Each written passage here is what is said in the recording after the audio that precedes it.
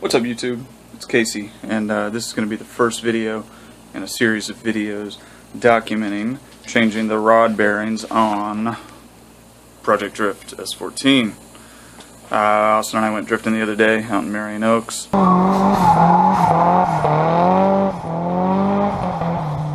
Picked up rod knock.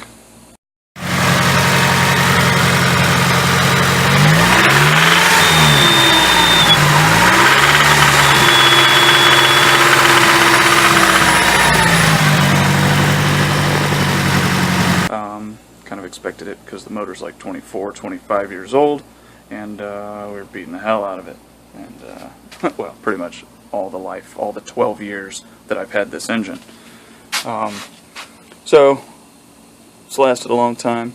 It's time to get to the bottom end, fix the bearings, see what else may or may not be good anymore. This is it's unfortunate because we had an event coming up, but that's what happens. So we're going to pull her out and get into the bottom end. Hopefully we don't have to go too deep. I would love to just change the bearings. I think I've caught it early enough that there's hopefully no damage to the crank or the rod ends. But while we're in there, I had some other things to do, like reinforcing the ISR hydraulic e-brake handle. Right now it's just a rod going through the trans tunnel, and the tunnel is not strong, so it causes flex at the master cylinder. So I got to put a plate in there, weld it down.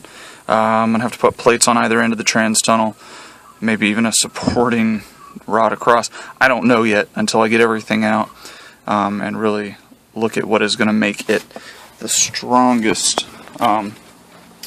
Picked up a pressure washer the other day, thanks to my grandpa. That's awesome.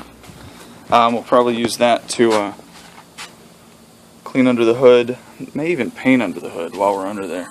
I mean, I'm really trying to take a turn from it looking, you know, ugly and fast, and try and go pretty and fast. Sort of. That's not really me. So we'll see how it goes. Another thing we're going to do is I got these motor and transmission mounts from a guy at work, Zach. Thanks, Zach. Can't wait to install these. They look pretty awesome, pretty stout.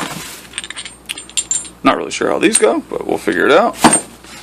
I know there's some other projects on the way we're going to figure out. For now, I got to clean out the shop. There's like a gun safe that I've cleaned out. I got to figure out where it's going.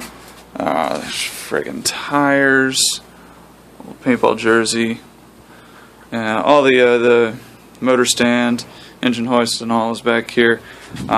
But so first things first, get the shop cleaned out. Then we can start pulling the motor and seeing what needs to be fixed. So, like I say, this is the first video. We'll keep it going. We'll try and give it a sort of step-by-step, so a rough idea of how to do it, and we'll go from there. So, all right, till the next video.